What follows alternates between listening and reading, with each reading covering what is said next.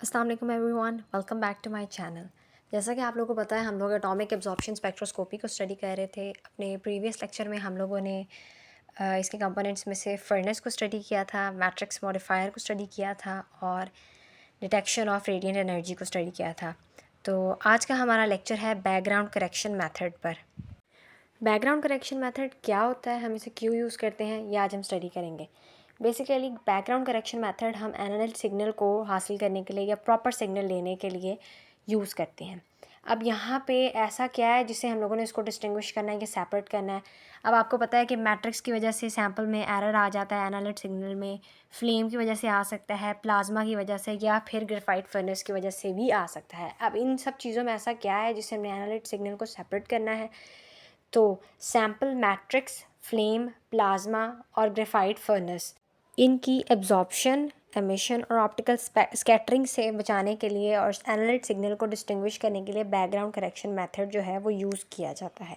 अब इसको कैसे यूज़ करते हैं वो मैं आगे बताती हूँ। यहाँ पे आप देख सकते हैं हमें ग्राफ दिया हुआ है जिसमें उन्होंने एब्जॉर्बेंस बताई हुई है और वेवलेंथ।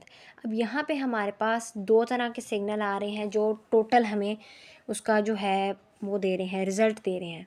एक हमारे पास सिग्नल आ रहा है एक्चुअल सिग्नल जो कि एनालाइट की वजह से है। अब एनालाइट आप देख सकते हैं यहाँ पे सारे दिए में आयरन है, कॉपर है और लेड है, जो भी है इन सब से एनालाइट सिग्नल मिल रहा है। जबकि साथ हमें एक और सिग्नल मिल रहा है जिसको हम बैकग्राउंड सिग्नल कहते हैं, जिसकी वजह से हमें एक्चुअल सिग्नल एक्यूरेट लेने में प्रॉब्लम आती है।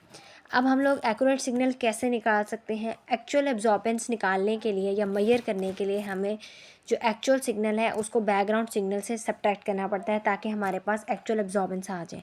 एक और उन्होंने हमारे पास स्पेक्ट्रा दिया हुआ है, इसमें जो है उन्होंने सिग्नल देखे 1, 2, 7, 8 और 14 और 15 दिया हुआ है। हमारे पास जो सिग्नल नंबर 1, 2 और 14 और 15 है वो हमारे पास बेसलाइन सिग्नल्स हैं, जबकि हमारे पास सिग्नल नंबर 7, 8 जो है वो पीक सिग्नल है। अब base signal is calculated by taking the average of 1, 2, 14 and 15 from the signal of 7 and 8। अब बेस लाइन सिग्नल जो है वो इस तरह कैलकुलेट होता है कि हम लोग एवरेज ले लेते हैं सिग्नल 1, 2, 14, 15 की सिग्नल नंबर 7 और 8 से, उससे हमारे पास एक्चुअल सिग्नल आ जाता है।